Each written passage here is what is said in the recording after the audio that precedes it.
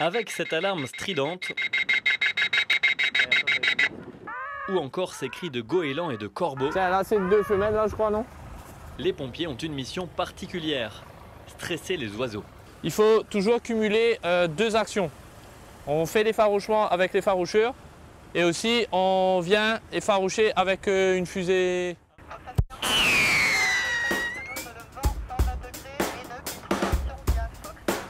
Des outils efficaces pour éviter une rencontre entre un volatile et une hélice. L'ATR d'Air Austral peut se poser sans souci. Direction l'autre bout de la piste pour la brigade Cardinal. Et ça nous arrive de faire près de 30 à 40, voire 60 km par jour. Depuis son bureau, Natacha attend le prochain vol. Oui, rebonjour, c'est Natacha au PCE. Est-ce que tu peux m'ouvrir les bancs 1 à 3 pour Air France, s'il te plaît? Son poste est stratégique. En 3 clics, elle prévient tout le monde d'un éventuel retard ou plus rarement d'un avion en avance.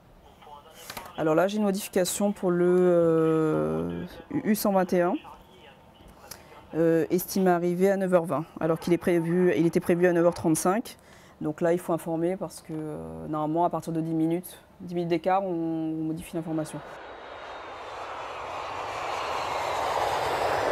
Dès que l'avion pose ses roues, on commence à s'activer sur le tarmac. Gérald communique en langage des signes avec le pilote.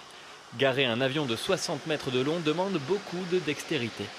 Et comme vous voyez juste là, chaque type d'avion, il y a de la place à arrêter comme pour l'évolution de la passerelle. Et c'est voilà, comme vous dites, c'est un travail vraiment de précision, quoi. Même tous les jours c'est stressant, mais il faut toujours avoir la tête sur les épaules et bien voilà, et connaître ce qu'on fait, quoi. Les agents de piste sont polyvalents. 2 minutes plus tard, on les retrouve côté tapis roulant. Ils ne sont que 3 pour décharger près de 400 bagages. Tous les jours, c'est la course. Tous les jours, c'est comme ça. On a les avions qui arrivent un petit peu à l'improviste. Donc, on est obligé d'improviser. Le passager le plus malchanceux mettra 45 minutes à récupérer sa valise. Avant cela, ces voyageurs vont subir un double contrôle de passeport. Merci monsieur. Bonjour madame. La police aux frontières tente de repérer d'éventuels fraudeurs. Merci madame. Rien à signaler ce matin, mais parfois certains se font attraper. Il y a quelques jours, nous avons intercepté une passagère qui arrivait de l'île Maurice et qui devait partir sur donc les îles Comores. La première chose qui a sauté aux yeux des fonctionnaires, c'est la brillance du document. Les documents français authentiques ne brillent pas autant. Donc la découpe du document n'est pas très précise et présente un aspect coupant. La personne qui fournissait ces faux documents était interpellée à Madagascar il y a quelques jours.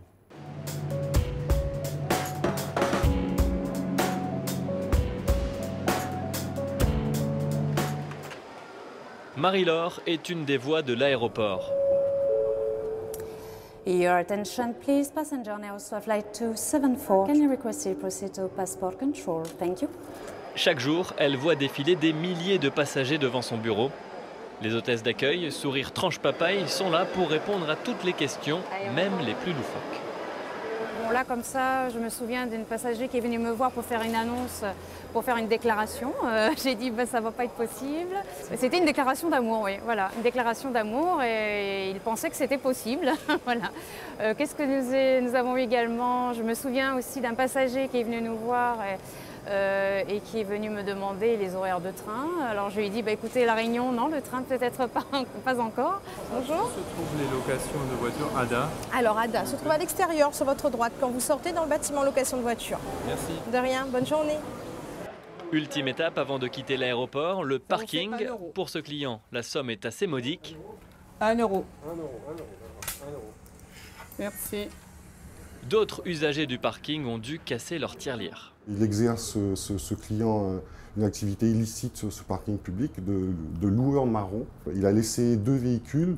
La durée totale de stationnement dépassait les 100 jours.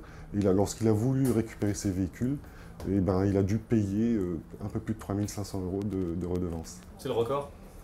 C'est le record, tout à fait. Ici, on s'occupe aussi des objets trouvés.